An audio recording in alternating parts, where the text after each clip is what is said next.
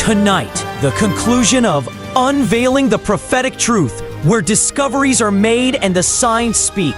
The unfiltered, uncensored truth starts now.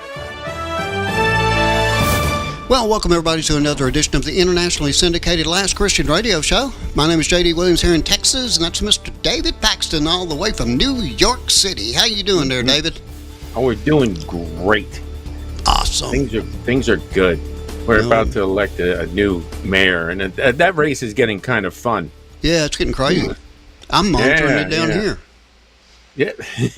yeah, you can even talk. So we got a Muslim who wants to kill all the Jews, charge extra tax for white people, and that's it, and put in a Sharia law in the city. So you think how that's going to go over. Then you got Cuomo, who is impeached as a governor, so he thinks, oh, well, I might as well run for mayor then.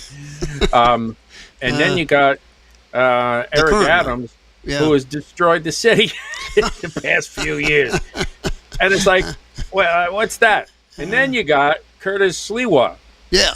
Who, remember the Guardian Angels? I do, yes, sir. Yeah, so he saved the city from all the chaos and mayhem at 24 years old, mind you.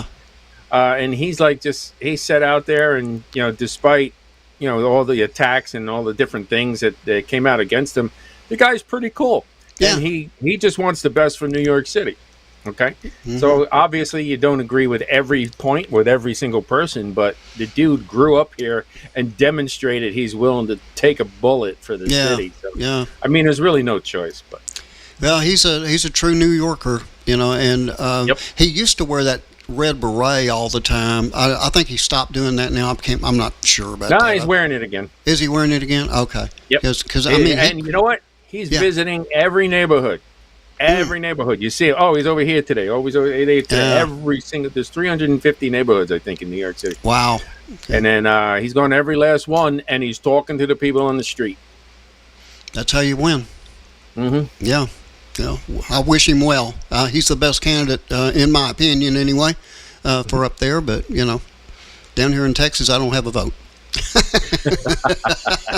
You can send well wishes.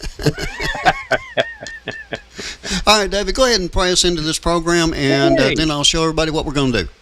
All right. So in the midst of all this chaos, Father, we thank you that you are in control of all these things after all, because your word states what's going to happen in the end. So while we are micromanagers down here, at the end of the day, you will return and you will rule and reign the entire globe from your throne in Jerusalem. So we long for that day. Maranatha, Lord. And we ask that these words would help bring others unto your throne. In Jesus' name, amen. Amen. Amen and amen. Okay, as I said, I'm going to show you what we expect to talk about today. This is, first of all, we'll give you a recap of what's going on over the weekend. We are, of course, a news show, but I'm going to run through the news as fast as I can, David. We're also going to just touch on and recap last week's show where we talked about the Shroud of Turin as well as the Eastern Gate there in Jerusalem. But tonight, what we really want to focus on is the Ark of the Covenant, whether or not we're being prepared for the reveal of that after centuries, and then of course the prophetic acceleration or signs in the heavens and on the earth here. There's a lot going on there as well, so we got a lot to talk about. But even before we get started, real quick, I want to make a shout out to Sophia. Wonderful, generous donation that she provided to us. And we really, really do appreciate that from the bottom of our hearts. And we know because we're listener supported. That's how we pay for stuff. Absolutely. We don't have any advertisers on here, and we're not Benny Hinn. We're not going to call you every day and tell you that we're dying. Yeah. So you can go to lastchristian.net. And there you can do as Sophia did and just drop us a donation there. Or if you just want to buy some stuff and still support us, well, you can go to the Conservative Store, or you can go to Everyday Dose Coffee or Christian Book. And you can find links there to each one of our affiliates, again, at lastchristian.net. Lastchristian.net. We appreciate each and every one of you that give to us. So anyway, David, we'll get things started here real quick. We'll start off with the World News Recap, where we've got the Ukraine and Russian tensions are escalating. The ceasefire talks have fallen apart. Even President Trump is getting mad about that.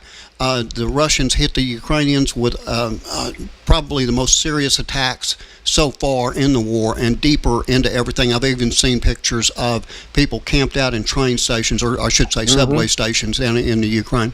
Then you also see Syrian unrest and realignment there. I'm not so sure that that's a good thing with the Syrian folks. We'll have to wait and see how that works out. We had a church attack on Sunday there in Kentucky, where 2 women were killed.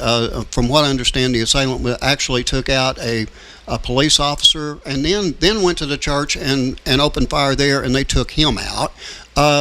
And then you've got a medical crisis in the UK. I don't think too many people are hearing about this, where there's confirmed death of a young child from measles amid an outgrowing outbreak there. So they're concerned right now about their medical situation there. And let's see. Also, UK has digitized border control. That's as of July the 15th. They transitioned all international student visas to a digital-only format, eliminating physical documents. Now, this is kind of scary, okay? Critics raise concerns about the privacy, data security, and possible exclusion of those unfamiliar with digital systems. The move is emblematic of a broader shift towards surveillance-based governance. That's not good. Then you've got the Indian court reversing academic appointments. They've canceled hiring over 1,000 university professors and librarians due to recruitment corruption. I don't know much about that yet. Now, that's just something we'll have to keep our eyes on. Then you've got Earth and Nature, where you got deadly heat waves and wildfires. That's all through Europe. Of course, we've got a few here in the United States as well. Solar flare activities on the rise, and then space and prophetic symbolism. An Indian astronaut returned from space. Now, I'm not really that big on this particular story, but it says that, this is possibly echoing prophetic warnings in Genesis 11 and the Tower of Babel narrative, where man attempts to elevate himself to the heavens. I'm not sure if I really agree with that or not, but it's out there. What do you think, David? Yeah, well, on that, I mean, have you seen the Face on Mars stuff? Have I seen the what? I'm sorry? The Face on Mars. No. So, yeah, there's like this face-looking thing on Mars, so people think, oh, maybe we're just seeing things. But then if you look at it, actually, it looks like it was built on purpose. So I'm of the opinion that this could be a possibility, but I'm not dogmatic about it. Okay. Is that some of the reason for the flood was, the fallen angels and the watchers were confined to the earth, okay? And they were not happy with that idea. Right. So that's why they are trying to teach mankind, because mankind has dominion and authority over the earth, because God gave it to them in the contract. So they have to use man. So they kind of using man to learn about all this space stuff. And now we got Elon putting a chip in your head and he wants to go to Mars. There's good reason to believe that they were way more advanced than we were before the flood, and they actually did get to Mars at that point. And it's one of the reasons that God had to, destroy the earth back then and start all over again. That's why he had to crack it up. That's why we see the asteroid belt between Mars and Jupiter, because of all the vibrations and everything that were sent out. So I wouldn't doubt it if we found out that, hey, actually people, were there, but they were Nephilim or fallen angels. Yeah. I wouldn't think it would have been actual human beings. I would have a hard time with that one, but. Yeah, but they had the technology, so it would at least have to have fallen angel technology. Yeah. And then, to tie all into that, the pyramids, it appears to be some kind of power station and not, built with with copper chisels, like they say, and men lifting these 15-ton rocks. Yeah, I mean, that's never been explained by science or anybody. Nobody has ever come up with a good explanation of that, because you got to build it from the ground up. It's not like they had these cranes picking up stuff and putting them up there. They had to physically. Well, I think they use sound technology to like anti-gravity, because if you make the right vibrations, you can actually. You ever see things levitate? I have, as a matter of fact, I worked at a place one time, and we were on like the second floor, and somebody was bouncing their foot or something, and and I don't know if it's true or not, but somebody said, you better stop that, we get the vibrations, we'll fall, so I was like, okay, whatever. No, you can get levitating stuff now. They sell clocks that levitate and tell the time. It's pretty cool. So obviously you could do that with bigger rocks if you had the technology. But that's why God dumbed us down. He's like, all right, you guys are too smart. I got to dumb down your DNA. You got to live 80 years instead of 900, so you don't gain all this knowledge again. And it was for our own safety.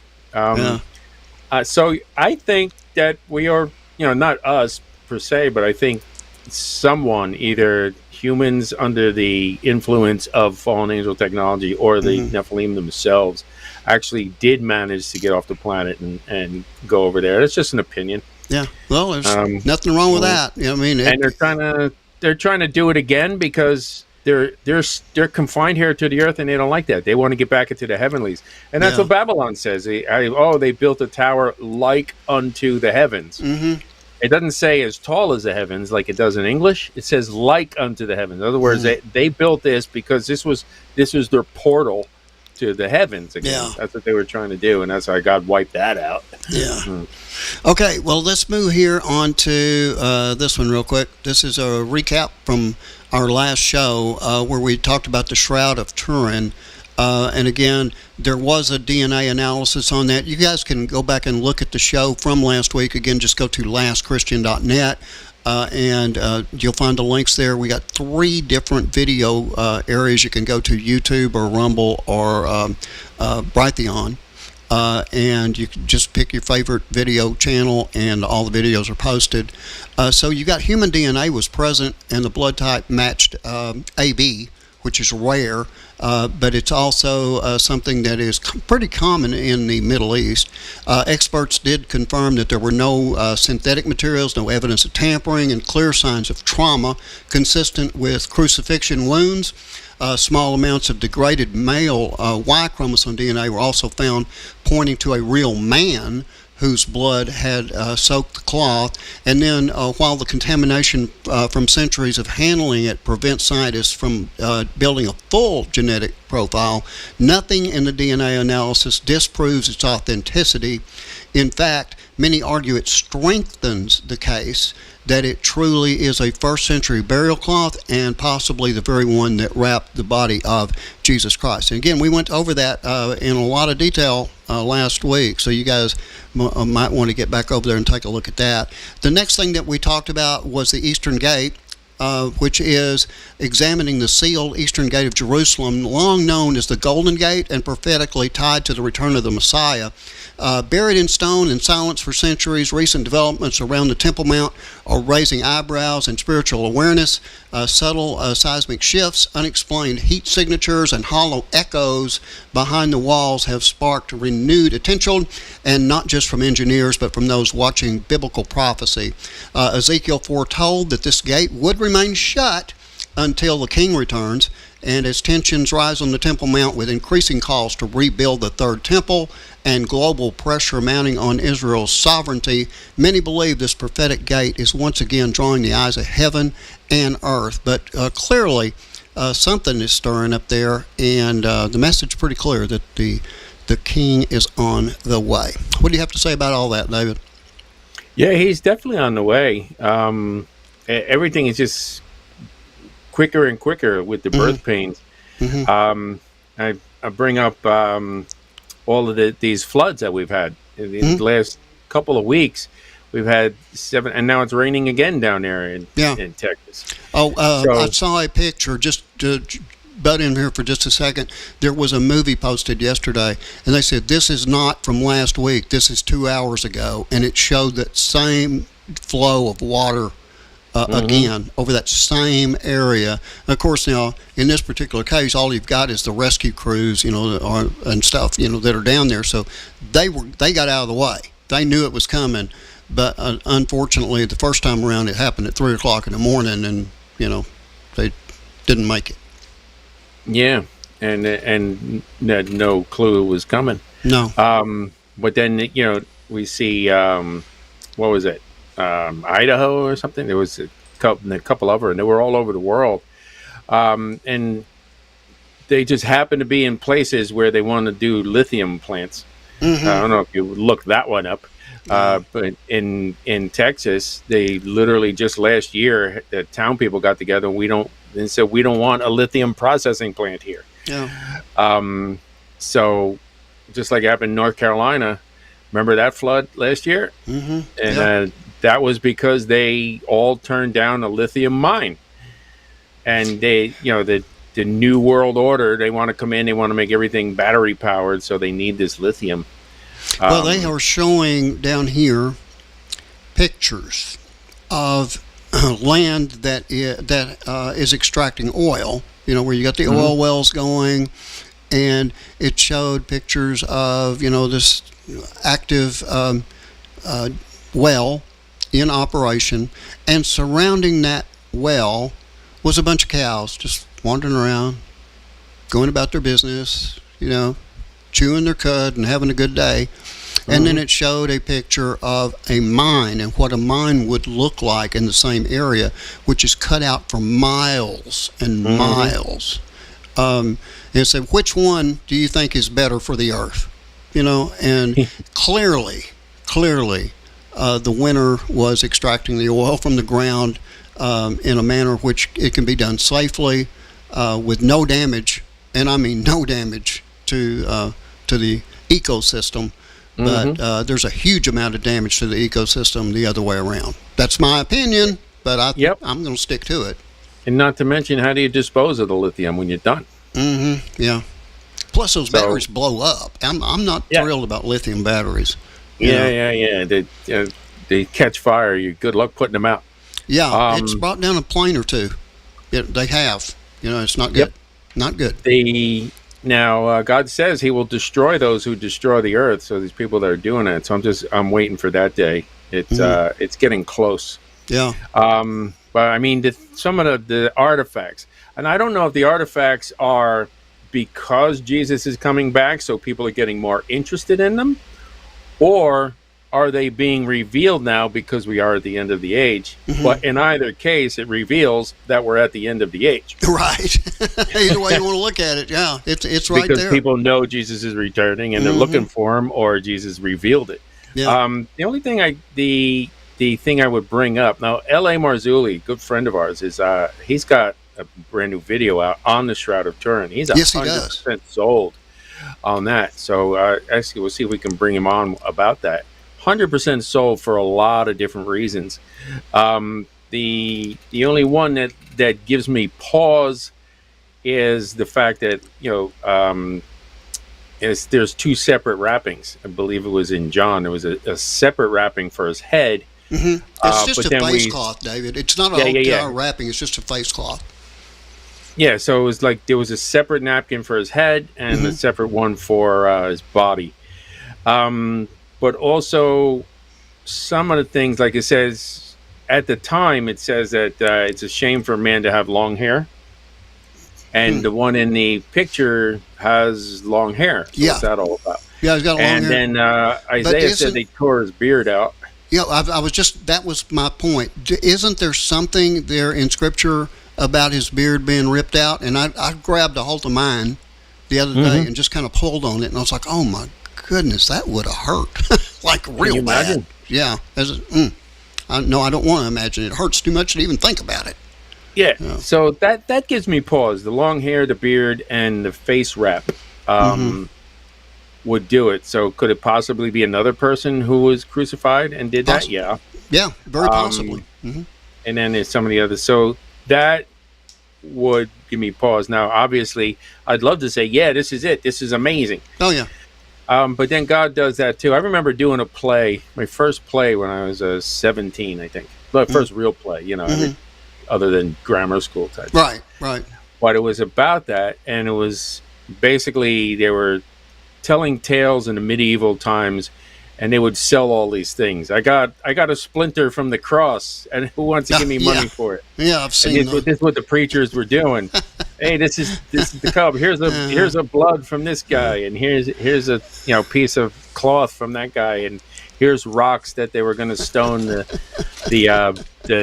adulteress with, and they would sell them off as authentic relics, and that's kind of. My funny part of me says, okay, this is some kind of a relic that they're trying to pawn off. But, I trust LA and his stuff.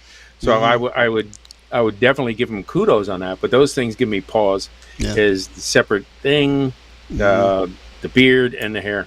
Yeah. Well, again, we are gonna kind of let you guys know about L.A. Marzulli. He's been on the show before. We want to get him back, especially on that particular topic. He has his most recent video on the Shroud of Turin. He did with Mondo Gonzalez, and I have watched that presentation. It is awesome, and I want to make a real quick point on that because it applies to David and I as well, and that is that we don't trust that for our salvation. It's not a salvation issue. We are Christian by faith. We are believers of Jesus Christ by our faith, through our faith, what we have been able to determine on our own. We have our own personal relationship with Christ, and we don't need a relic of any form to substantiate that, or in other words, we don't base our faith on it. There was another one, David, where just recently I saw a video, and I'll be honest with you, I have not watched it. I got no interest in it at all, knowing it's stupid. Okay, but there's actually a video on YouTube right now where somebody says that they actually found the actual cross that Jesus was crucified on. There you go. There's that splinter. Yeah, except it's not a splinter; it's the whole thing. The whole cross. It said right on. It's got written on there, Jesus. It still has a sign. All right, now we'll get into. We'll start what we're going to talk about for the rest of the show. First of all, the Ark of the Covenant, hidden no more. It says, for centuries, the Ark of the Covenant has captivated the imagination of the faithful and confounded scholars and archaeologists as alike. Gold-covered, throne-topped, and infused with divine presence, the Ark was not just a holy relic, it was a physical throne of God on earth. And now, in our generation, something's stirring. The Ark, which was long assumed lost, buried, or beyond recovery, may no longer be hidden, and if it's true, it changes everything. What was the Ark? Well, it was more than a box. The Ark of the Covenant was crafted by Moses at the Lord's command, as described in Exodus 25. It was made of Arcadia wood overlaid with pure gold inside and out. And then inside the Ark itself was the stone tablets of the Ten Commandments, the actual stone tablets, Aaron's rod that budded, and you're going to have to explain that one to me, David. That one goes over my head, the budded part. And then a gold jar of manna. What do you think of all that, David? Yeah, I mean, that's what it was. What part do you want? The buds? Yeah, what is this bud thing? Oh, it's sprouted. You know, when you have a branch and then, it comes out, and then all of a sudden in the spring, so he carried around something and it kept budding? Is that what you're telling me? Yeah, that was the miracle. That proved it was his. So they all had a bunch of sticks, right? And they threw the sticks in the box, and then Aaron's stick started to grow. Oh, I got you. Okay. So that's contained in the Ark of the Covenant. Yeah. That's cool. Yeah, and some manna's in there. Manna means whatchamacallit. Okay. I just thought it meant bread. Oh, well, Nah, it literally means whatchamacallit. Oh, okay. Because the reason I'm saying that is because, going back to the when Israel got out of Egypt, and they got manna from heaven. That's what so I've always looked at it as a really sweet kind of bread or something. Even though the Israelis they call it angel's got bread, upset at it at some point. Yeah, the angel's bread, but that's like in the New Testament time that they said meat, but meat was any kind of food. It was the same thing back then. They said bread; it was just any kind of food. If I don't know, maybe like a fluffy wafer of some kind. Okay. Not like the ones you get in the Catholic Church, little discs and you stick out your tongue. Yeah. Right. Yeah, I always wondered what those little wafers were. I mean, I don't know. Yeah, I think there's styrofoam. But manna literally means "what's this?" Okay. In the Hebrew. Do you have any idea what that is? No, because it doesn't tell us. It's literally angel's food. It's like stuff that grows on air. Maybe a type of maybe not. I wouldn't say a fungus because fungus doesn't have that good sound to it. Right. But something along that lines that would just grow. Okay. Maybe. I don't know. Maybe. Why was it only there for that 40 years? Where's the rest of it? Are we going to see any again? I don't know. Well, is it good with butter? I always thought it was really cool that they said that the Lord always gave them enough for everybody to have their portion for one day. Yep. And then what is it on the Sabbath? Because they couldn't do anything, they got 2 days worth on one day, right? Yep. Isn't that how it worked out? Okay. Yeah, but if you saved any overnight, it went bad. Yeah. But it didn't go bad on the Sabbath. How does that work? Yeah, well, God can do what He wants to do because this and us and everything is His creation. Yeah, He made it, so He can figure it out. Yeah, He gets to play by the rules on that. Okay, I mean, there's got to be some kind of explanation, but maybe. But science is going to spend a millisecond trying on that one. I guarantee you that. David, now we are going to go deep into the discussion here about the ark because there's a lot of information and a lot of it is brand new. And I think people are going to be surprised at what we are going to talk about in the second half of the show. But that's got to wait for the second half of the show. So you wanted to go ahead and take us out of this one with whatever you want to say. Okay, so manna, arks, Turin, doesn't matter. The point is, Jesus died for you. He paid off all of your sins, your whole sin debt. You had a legal agreement with the devil. Shame on you, I guess. But we all did, so don't feel bad. Right. The main crux of it is that Jesus paid that off so you can be with Him for eternity. That's how much He loved you. And He suffered the death to do that, to get you. So we're going to talk more about that in the second half, and Lord willing, we'll see you guys then. Bye. Are you ready to deepen your walk with Jesus? Join Norman Smith on Run with Horses, the weekly radio show dedicated to helping you follow Jesus well. In Jeremiah 12:5, God challenges us to pick up the pace and prepare to run with horses. Jesus calls us to take up our cross and follow Him. The journey is tough, but always worth it. Tune in every Saturday evening at 7:30 p.m. Eastern, 6:30 p.m. Central on revelationradio.net for an all-new edition of Run with Horses. Explore topics like biblical discipleship, healthy marriage, and building a godly family. Don't miss Run with Horses every Saturday evening at 7:30 p.m. Eastern, 6:30 p.m. Central, right here on KRRB, revelationradio.net. For more information or to listen to past broadcasts, be sure to visit runwithhorses.net.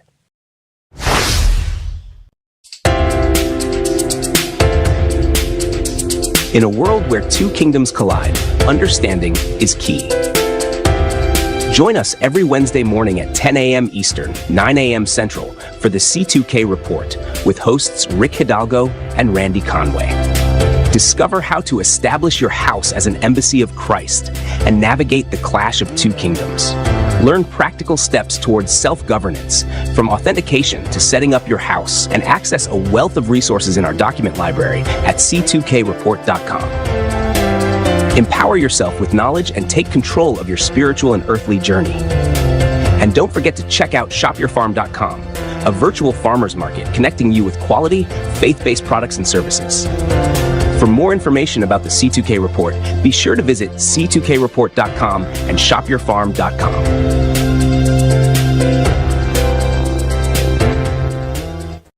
KRRB Grand Saline, Canton, Mineola, Texas. Looking for a simple way to support the Last Christian Radio Show without spending a single extra dime? Just visit www.lastchristian.net and check out our trusted partners, The Conservative Store, where your values match your purchases.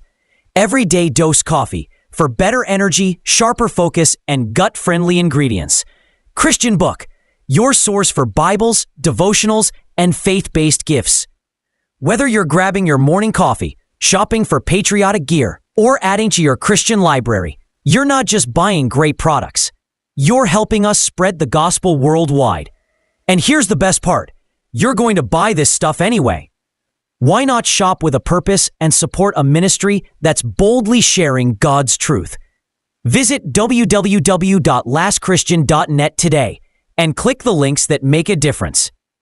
And welcome back, everybody, to the second half of Last Christian. Again, my name is J.D. Williams in Texas. That's Mr. David Paxton there in New York.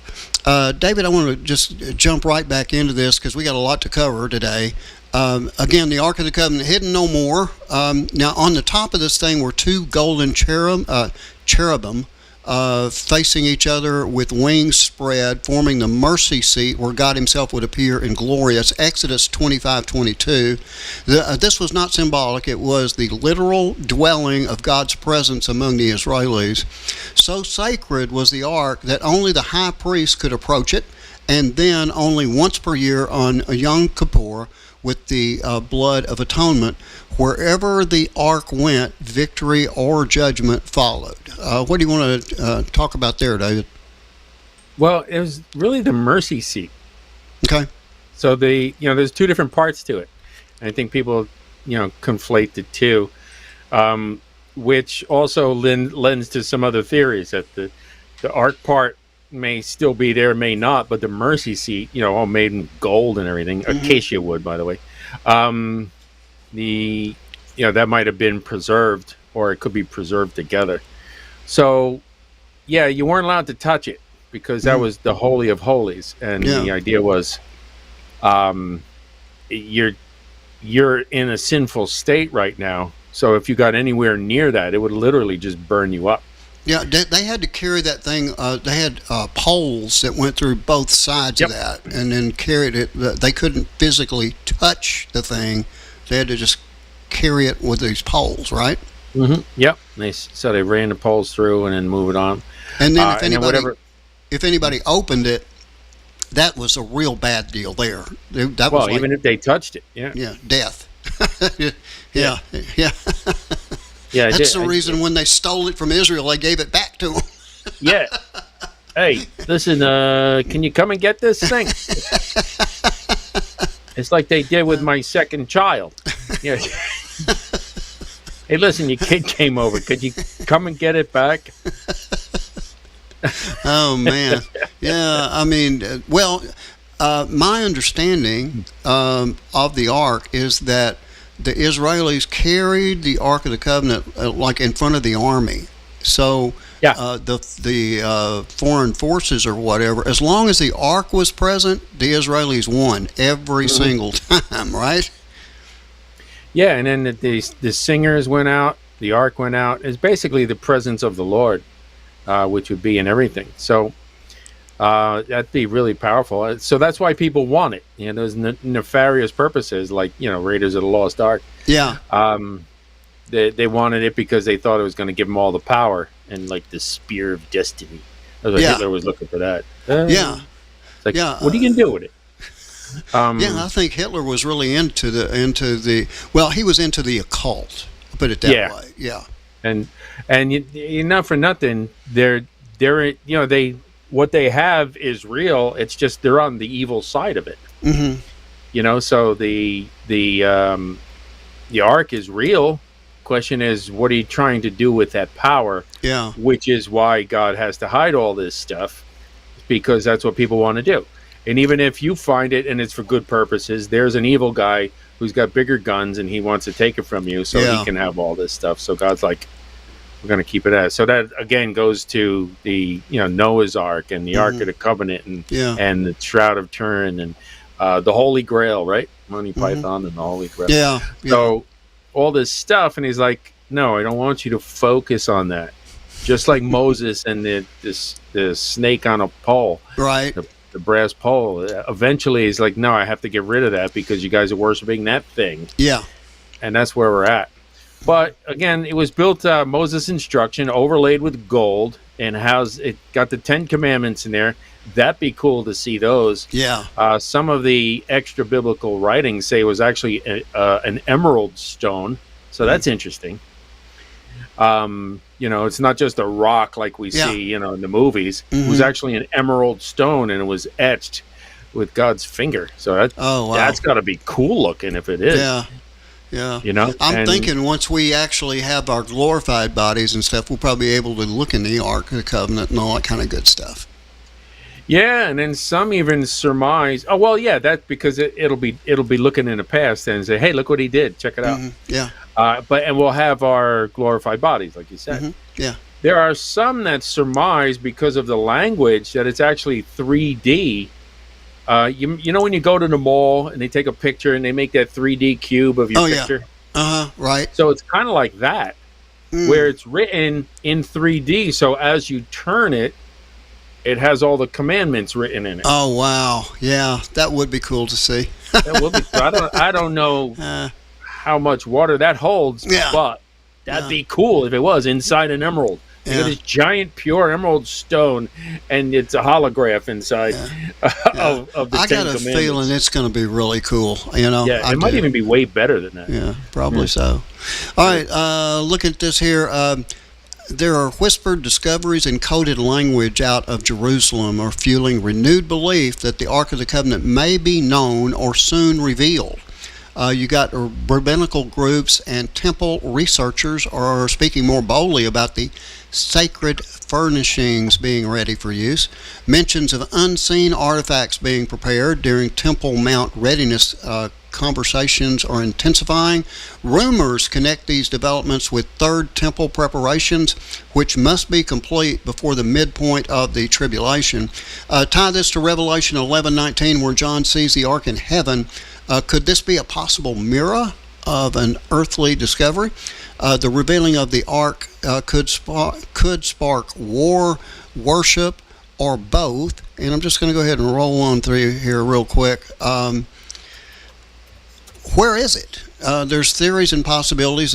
Many theorists exist under the Temple Mount. Some rabbis claim it was hidden in a chamber before the Babylonian invasion.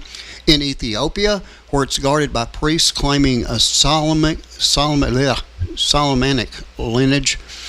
In the Vatican vaults, taken secretly during ancient wars, or near Qumran. I don't know how to say that. Qumran. Hidden alongside the Dead Sea Scrolls. Then you've got new ground radar and scanning technology. This has not been disclosed publicly. It's reported yielded anomalous results beneath the old city site. Some claim secret excavations are already taking place beneath the heavily militarized area there. Do you have any comment on that one, David? On the new ones? No, the ground scanning stuff? I know about, we got Ron Wyatt, who says it's under, I'm going to get to him in a minute. So okay. We got that. We got it's under Solomon's temple. Mm-hmm. So the priests hid it in the chamber under the Temple Mount before the Babylonian invasion. Mm-hmm. Some people think that Babylon actually got it and then melted it down. Remember Belshazzar and along those lines. Mm-hmm. And then obviously one of the big ones is it was taken to Ethiopia. Yeah. Mm-hmm. And the cave of Jeremiah? Got that one on there? Mount Nebo. I know I've got something on Jeremiah. I'm not sure if that was it though. Go ahead and tell us about Mount Nebo. Okay. But that's out of Maccabees. So there's so Jeremiah hid it in a cave. So they got the cave of Jeremiah. We've already talked about Qumran and the Dead Sea Scrolls. So that there's a handful of things. I am not familiar with the ground scanning radar, ground penetrating scanning. Yeah, that. Yeah, it's new. LiDAR. From what I was able to see, it is new information, and any information like that, full disclosure, any information a lot like that, we can't verify it. I mean, yeah, it's coming from a couple of different sources, but how closely are those sources aligned with each other, and how much is there any money involved for presenting the information? We don't know. We just don't know. So I'm careful with that kind of stuff. Well, we do have other writings like Baruch. We already talked about Maccabees, but like in Second Baruch, Baruch is told by God not to worry about the temple's destruction because he'll preserve all the sacred vessels until the end times. Yeah. And Baruch has actually been pretty on point with a lot of things. Okay. So maybe it's not canon, but it could possibly definitely be good prophecy. I mean, like a lot of things. Yeah. So until the end times, that's my key. Okay, so he's going to bring it back out again. So what is that end time? Is that after Jesus returns and he's like, hey, I need my seat? Or is it sometime before that? So Second Esdras describes the temple that's coming up. And all the lost sacred items will be restored. So you got that. Then you got the Mishnah, all the stuff the rabbis think. So we think this, but good for you. Yeah. So they got a secret temple, and it's where King Josiah was, and he hid the ark over there. The Talmud, it was stored in the whole, there was no longer a Holy of Holies, so they just made like a stone slab. The Midrash, it was taken into exile, so it was taken away. So you got a bunch of different theories. Yeah, yeah. And that's what they are. They're theories, they're speculation, there's, I guess, wild guesses. I don't know. But, all right, let's look at this one here. We've got some new information here. Temple advocates claim it's already located. Prominent Temple Institute figures in Jerusalem no longer speak of searching for the ark. Their language now suggests it's in our hands, it has been kept safe, and it will be revealed at the appointed time. Now, this change hints that some in religious leadership know the location and are waiting for a prophetic moment. And so you've got underground structures have detected beneath the Temple Mount. Now, again, this is using the ground penetrating radar, or GPR, and seismic imaging have reportedly revealed underground chambers or cavities beneath the Temple Mount. These anomalies line up with the ancient description of hidden passageways, possibly used to store sacred items like the ark. And I watched a program not too long ago with Eric Stackelbeck and he was actually there underneath the Temple Mount, or however they get there, and there's a wall, and the Jewish individual that was with him said that we can't knock this wall down, they won't let us do it, but we think the Ark of the Covenant's right there. So anyway, now that's just one guy. I don't know how closely he is with all the big head honchos and that would know, but anyway, he seemed pretty confident about it, so I'll just leave it at that. What do you think? Yeah, I mean, I'm game for examining all of them. Yeah. And you know what? I don't dismiss anything until I find a reason to dismiss it, but I don't automatically accept it either. Right. It says, hey, that's an interesting theory, and I think we all need to be in that place where we're like, hey, let's just take a look at it, as opposed to arguing about, it can't be there. They're blah. Well, look at it. If you find something is viable, then we can all say, hey, no, I mean, it's clear that it says this, so it couldn't possibly be there. Let's do it together. In a logical process of elimination. Well, I'm gonna go back to something I meant to talk about last week with the Eastgate. They were talking about how attempts have been made to knock this thing down before. Yep. At one time, the Jews wanted to do it, just open it back up. But the one that really caught my attention was the time that the Muslims wanted wanted to do it. And on the very day that they were going to do that, I believe it was the 67 war happened, and they weren't able to do it. And nobody's messed with it since. Anyway, I just wanted to get that in there real quick because I failed to last time. Okay, looking at this one here. You got modern clues and sudden boldness. In recent years, there's been a dramatic shift in tone as temple organizers in Jerusalem now openly reinforce the Ark or reference the Ark during Temple Mount briefings. Some leaders claim it's safe, known, and awaiting the right time. Jewish priests in training are being prepared to use it as part of a temple worship restoration. In 2024, you got subtle language changes in Hebrew rabbinical circles, began referring to sacred furnishings already prepared. Statements many believe includes the Ark, and there's the growing confidence among some involved in temple preparation. As one rabbi stated, we have everything needed to resume service today, including what has been kept hidden since the time of the prophets. Now, that's a pretty significant clue, wouldn't you think? And, it's not just one of them. That's like the fourth or fifth different person from different aspects. Guys that are digging on the ground, and here's a rabbi, and then the guy, all these different people are saying, yeah, we kind of got everything already, and and I wouldn't doubt them. They're waiting for punch-in time. You remember when Bugs Bunny and then the dog was there, and they'd punch in with the coyote. Morning, George. Morning, Ralph. I remember that. We're just waiting for punch-in time. It's very possible. It's very possible. Okay, looking at this one now, this is what you kind of referred to earlier, David. You got past claims that the Ark's been found. You got Ron Wyatt in 1982. His claim is that he found the Ark of the Covenant in a cave beneath the site of the crucifixion near the Garden Tomb. Then you got that Ethiopian Orthodox Church in Axum, Ethiopia. The Ark resides in St. Mary of Zion Cathedral in Axum and has been guarded by a single appointed monk. Then you got the Levitical Priest and Temple Institute that's in Jerusalem. They claim some modern Jewish sources believe the Ark is hidden beneath the Temple Mount, awaiting the rebuilding of the Third Temple. Then you got the Mount Nebo in Jordan, based on 2 Maccabees. That's, chapter 2, verses 4 through 8. Some claim that the prophet Jeremiah hid the Ark in a cave on Mount Nebo. And you got the Vatican vault theory. Some conspiracy theorists assert that the Ark is held in the secret archives of the Vatican. And I don't know if that would be too out of bounds. I mean, they collect a lot of relics. So I don't know. And they probably have, and they got an awful lot of money. So maybe they paid someone to bring it over there. Yeah, I wouldn't. I'm not going to.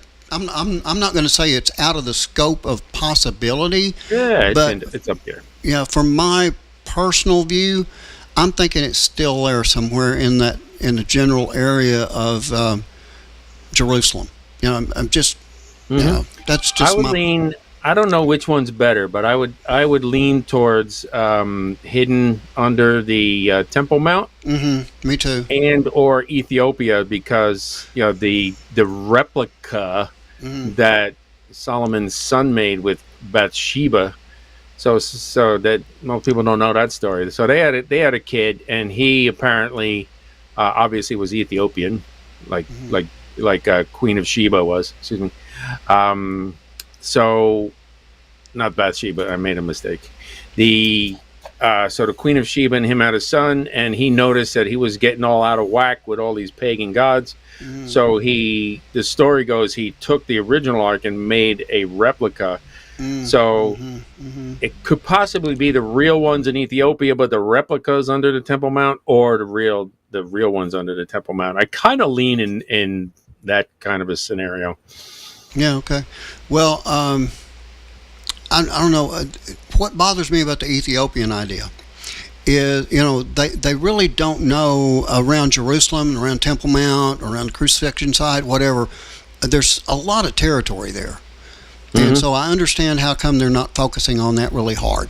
But when it comes to Ethiopia, they've got it nailed to one place, one church, one location, and over centuries and millennia, nobody ever attacked that church and said, we're going to find out for sure. It's hard for me to believe that somebody wouldn't have, especially Adolf Hitler. If he really believed it was there and it was going to give him the power of winning World War II, I can't imagine him not sending troops there and take it. Find out. I wonder if it was they fought them off. Yeah.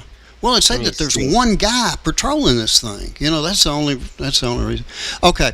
Well, yeah, but he would be the sentry to let everyone else know. Yeah. Bring in a bunch of, I don't know, cannibals or something. I don't know. Yeah. Okay. Now then, from an evangelical Christian perspective or a conservative biblical standpoint, the ark is real and it served its purpose in the old covenant. It may no longer be necessary in the new covenant, as Jesus is now the high priest and the mediator. That's in Hebrews 8 through 10. Could be revealed at any time during the tribulation or millennial kingdom as part of God's prophetic plan. That's Revelation 11:19, which speaks of the ark appearing in the heavenly temple. So several individuals and religious groups claim to know the ark's location. There's no verified discovery to date. For Christians, the significance of the ark has been spiritually fulfilled in Christ, though the actual ark may appear in God's timing to confirm prophecy. So do you agree with that? Yeah. I mean, just the fact that we're talking about it is bringing it all up. And like I said, one or the other. We're getting to the end, so people are talking about these things, or God is revealing these things because we are at the end. But either way, it reveals we're at the end. Either way, it reveals we're at the end. Yeah, you got it. You got it. Okay, now we're going to kind of go through the last few here pretty quick, but this is a new topic, which is the prophetic acceleration, or the signs in heavens and earth. We're going to look at the broader picture here, how numerous signs are converging across spiritual, celestial, and geopolitical realms. The pace isn't just steady, it's accelerating. So you got nature, massive sunspot clusters recently caused rare auroras over the Middle East. Earthquakes now routinely rock Israel's northern border, echoing the birth pangs described in Matthew 24. Global heat waves and unprecedented weather extremes have led to food instability, rising famine, and forced migration, mirroring Revelation 6. Creation is crying out, not for repair, but for redemption.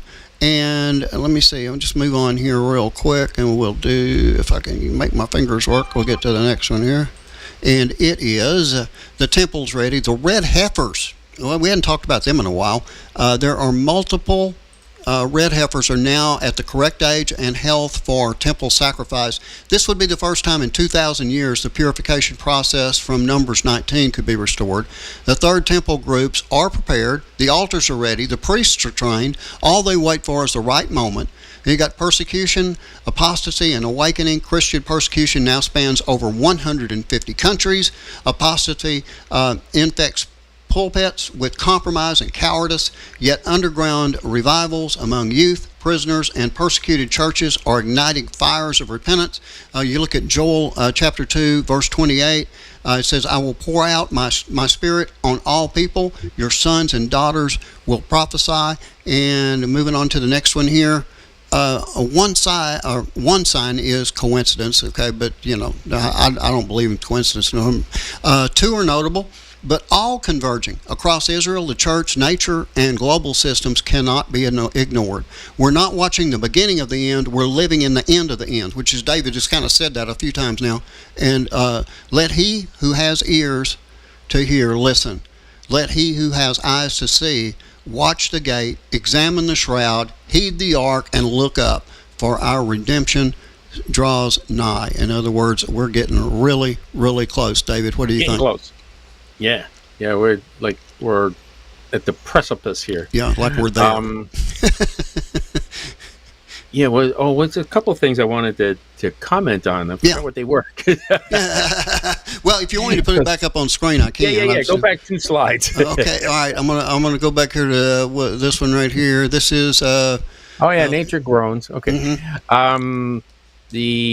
So it does say that nature groans and travails, because nature actually, since we had dominion over everything on the earth, our sin has caused what we call entropy, the second law of thermodynamics. Everything is falling apart.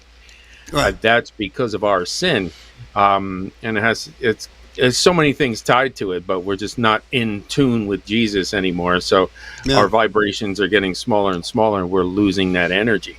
When he comes back, he's going to revamp everything with his energy, and he's going to, again, destroy those who destroy the earth. He's going to put it all back into place. People will live right through the millennium. Yep. That whole 1,000 years will go right back through it. So it's going to be an amazing time. And I kind of hope the birth pains go faster and faster and faster, so we can hurry up and have this baby. I wanted to point out on this particular slide that they said that there's multiple pure red heifers.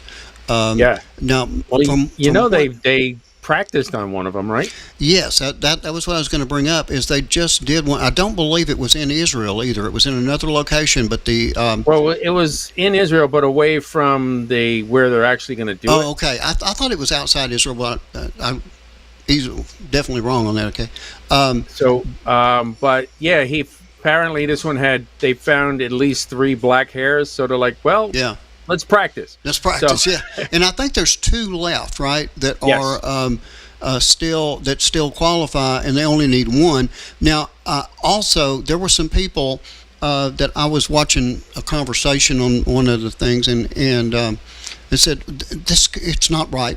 It doesn't matter. They can have 20 of them. And it doesn't matter because they're not from Israel. And if they're not from Israel, it doesn't count. Now, I didn't do it. I came about that close. Show me in the Bible where it says that. That's what I want. I don't think it says it in the Bible, does it? No. It says 1 red heifer. Yeah. So it doesn't matter if it came from Texas or not. And that's where they're from. I'm not just saying that just to be saying it. But they're actually... And right now they're in Israel anyway. So yeah, they're in Israel. Yeah, that's for sure. So whenever you look at all this, David, you got the church, you got nature, you got the global systems, all that stuff, and it's all coming together at once, along with the wars and rumors of wars, along with the famines, along with the earthquakes, along with the pestilences. I mean, every aspect of the end time is happening right now in 2025. All of it. Name me another time in history that they all came together. Never. So that tells me by itself, that we are definitely in the last days. And so, we want to make an appeal to everybody out there, wherever you may be located in the world, to If you're not sure, just say, God, prove yourself to me, and mean it, and He will. I'm just being really bold about that one. But David, you want to tell everybody how they can receive Christ as their personal Savior? Yeah, right after this. Numbers 19:2, it just says, speak to the children of Israel that they bring thee a red heifer without spot, wherein is no blemish, and upon which never came a yoke. That's it. Mm-hmm. Okay, and then it tells you what to do with it. Doesn't say it has to be from Israel. Yeah, just says bring me. Well, I can be from anywhere. Yeah. Mm-hmm. And there's more to that. A lot with the red. People complain about like those Zionists and blah blah blah blah blah. And in fact, they were Edomites, and it has anything to do with red. Edom is red, so they're those that call themselves Jews that are not. So. There's a lot to that, but Rothschild means red in the Latin. The red children. Right. So and there's a few other family names too. So there's a lot to the red part. The Edomites, and the Edomites actually claim to be Jews. Herod was an Edomite. So there's a whole other can of worms we can open up. In the meantime, it doesn't matter for your salvation. Right. Right. What does matter is that you recognize that you are a sinner, and that you believe that Jesus came and died for you, and that you accept that contract by speaking it out loud. So, Lord willing, we'll see you guys next time. You have a blessed day. Looking for a simple way to support the Last Christian Radio Show without spending a single extra dime? Just visit www.lastchristian.net and check out our trusted partners. The Conservative Store, where your values match your purchases. Everyday Dose Coffee, for better energy, sharper focus, and gut-friendly ingredients. Christian Book, your source for Bibles, devotionals, and faith-based gifts. Whether you're grabbing your morning coffee, shopping for patriotic gear, or adding to your Christian library, you're not just buying great products. You're helping us spread the gospel worldwide. And here's the best part. You're going to buy this stuff anyway. Why not shop with a purpose and support a ministry that's boldly sharing God's truth? Visit www.lastchristian.net today and click the links that make a difference.